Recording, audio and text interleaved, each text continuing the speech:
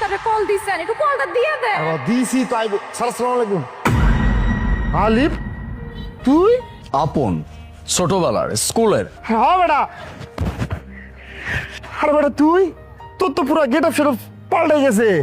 কিন্তু তুই অফিসে মানে আমগো অফিসে আইছিলি, কোনো কাম ছিল নি? হ্যাঁ আসছিলাম একটা কাজে, কিন্তু তুই কি এখানকার সিকিউরিটি গার্ড? আরে হ, আমি তো এই অফিসের সিকিউরিটি গার্ডে চাকরি করি। কিন্তু তুই এনে আইছিলি কেন? আমি তো এই কোম্পানির মালিক। তোর বেটা কি কইতাছস? আজ 6-7 মাস হইতাছে আমি এই কোম্পানিতে চাকরি করি সিকিউরিটি গার্ডের। কই তোরা তো কোনো সময় দেখলাম না আমি। আমি এখানে খুব কম আসছি। তুই যেহেতু এখানে 6-7 মাস যাবত আসছিস, তুই তো জানিস যে আমাদের এই কোম্পানির আরো অনেকগুলো ব্রাঞ্চ আছে। আমি সেগুলোতেই বসি, মাঝে মাঝে এখানে আসি সবকিছু দেখার জন্য আর কি। আজকেও আসছি এই জন্যই। দেখছো কারবার, মানে আমি আমার বন্ধুর অফিসে চাকরি করি, অথচ আমি জানি না আমার বন্ধু এই অফিসের মালিক। উনি কে? ও তোর লগে তো পরিচয় করে দেয় নাই। এটা আমার বউ, তোর ভাবি। এই সালাম দে। আসসালামু আলাইকুম ভাইজান। ওয়ালাইকুম আসসালাম। আসসালামু আলাইকুম ভাবি। ওয়ালাইকুম সালাম।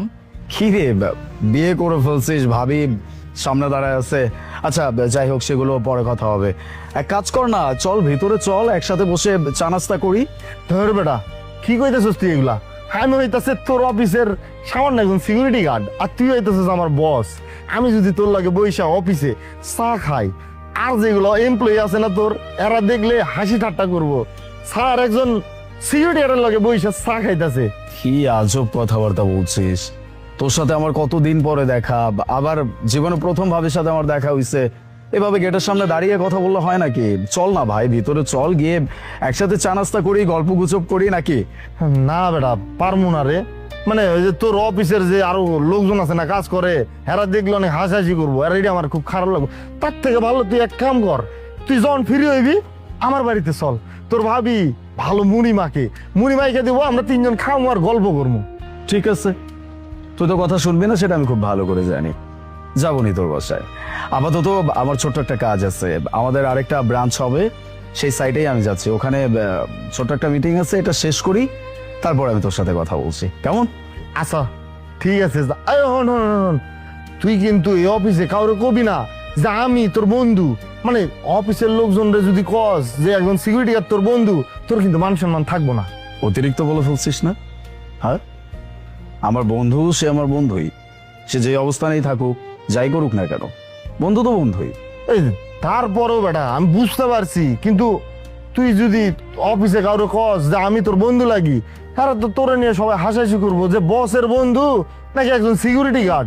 এটা আমার কাছে ভালো লাগবো না, তুই কবি না, কারো কবি না। বুঝতে পারছি, ওই যে বললাম সে ছোটবেলার মতোই আছিস এখনো।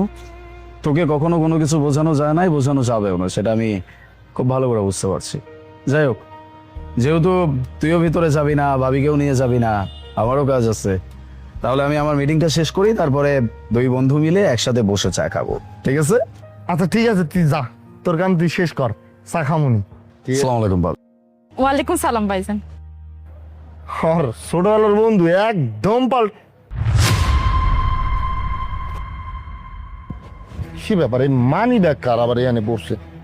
ও রে, এটা তো দেখি আমার বন্ধু আলিফের মানি ব্যাগ পড়ে গেছে।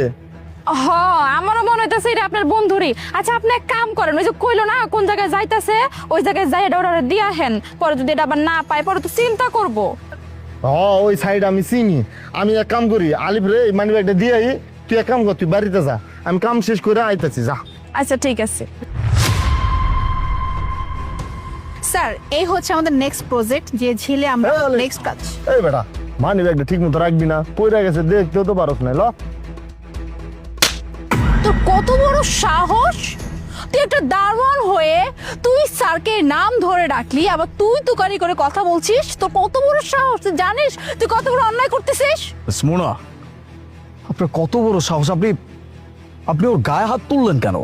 স্যার আপনি কি বলছেন স্যার? আমি ওর গায়ে হাত তুলবো না তো কি করবো স্যার? ও জানে হ্যাঁ ও কার সামনে এসে কথা বলতেছে। আমরা অফিসে প্রত্যেকটা এমপ্লয়ি আপনাকে স্যার স্যার বলে একদম মুখে ফেনা তুলে ফেলি, আপনার সামনে এসে কথা বলার সাহস পর্যন্ত আমাদের নাই। আর সেখানে কিনা একটা দারোয়ান আপনাকে নাম ধরে রাখতেছে, তার উপর আবার তুই তো করে করতেছে, আর আপনি ওর হয়ে কথা বলতেছেন। এক্সকিউজ মি, একদম মুখ সামলে কথা বলেন। আপনি ওর গায়ে হাত তুলছেন। আপনি কেন গায়ে হাত তুলছেন? হ্যাঁ, ও আমাকে তুই তাকারি করলো নাকি আমার নাম ধরে ডাকলো সেটা আমি বুঝবো। আপনি কেন ওর গায়ে হাত তুলবেন? স্যার আপনি সেম কথাই কেন বারবার রিপিট করতেছেন স্যার? আমি ওর গায়ে হাত তুলবো না তো কি করবো স্যার? আমি আপনার ম্যানেজার, আর আপনাকে এইভাবে যে কেউ এসে অপমান করে কথা বললে আমি কি টলারেট করব? কখনোই টলারেট করবো না স্যার। আপনার তো উচিত ছিল ওকে ধরা, ওকে পানিশ করা, যে তোর এত বড় সাহস কি করলো আমাকে নাম ধরে ডাকা। তা না করে স্যার ওর সাপোর্ট নিচ্ছেন আর আমাকে বকাঝকা করতেছেন। তাই না? এই, তুই এই মুহূর্তে এখানে দাঁড়িয়ে ওনার সামনে আমাকে আমার নাম ধরে ডাকবি, আমাকে তুই করে বলবি, আমাকে তুই এটা বলবি যে আলিফ তুই কেমন আছিস বল। না বেটা, আবার কইলে আবার মারবো। তোকে যেটা বলছি তুই সেটা কর। আলিফ তুই কেমন আছোস? That's great. মোনা নিন, ও আমাকে তুই করে রাখছে, আমাকে আমার নাম ধরে রাখছে। এখন বলেন কি বলবেন, কি করতে চান আপনি করেন। স্যার স্যার আমি কিছুই বুঝলাম না স্যার, এখানে হচ্ছেটা কি? হ্যাঁ, আপনি ওকে বলছেন তুই তুকারি করে বলতে, নাম ধরে ডাকতে, আর ও আপনাকে তুই তুকারি করলো, নাম ধরে ডাকলো, আর আপনি এটাকে বাহবা দিচ্ছেন। স্যার আমি বুঝলাম না, সামান্য একটা দারোয়ানের জন্য আপনি এইরকম করতেছেন? বাস, আর একটাও ফালতু কথা না। আপনি অনেকক্ষণ যাবৎ ফালতু কথা বলতেছেন, আমি আপনাকে কিচ্ছু বলি নাই। আপনি যাকে ছোট লোক বলছেন, যাকে সামান্য একজন দারোয়ান বলছেন, আপনি যার গায়ে হাত তুলছেন, সেই মানুষটা আমার বন্ধু, আমার ছোটবেলার বন্ধু। কি স্যার, এই দারোয়ান আপনার বন্ধু? স্যার এটা কি করে সম্ভব স্যার? আপনি এত বড় একটা মাল্টিন্যাশনাল কোম্পানির ওনার, আর আপনার বন্ধু কিনা সামান্য একজন দারোয়ান। আপনার যদি কোনো বন্ধু থেকেও থাকে, সেও আপনার মতো কোনো না কোনো কোম্পানির মালিক হবে, কোম্পানির দারোয়ান হবে না। আর আপনি বলছেন এই দারোয়ানটা আপনার বন্ধু? একদম ঠিক বলছেন। এরকম চিন্তা ভাবনা আপনাদের হইতে পারে, সেই চিন্তা ভাবনা আমার ভিতরে আমি কখনোই নেই। কেন জানেন? কারণ আমার কাছে বন্ধু মানে বন্ধুই। বন্ধুর কোনো অবস্থান হইতে পারে না, বন্ধুর জন্য কোনো আলাদা করে তার জায়গা প্রয়োজন হয় না।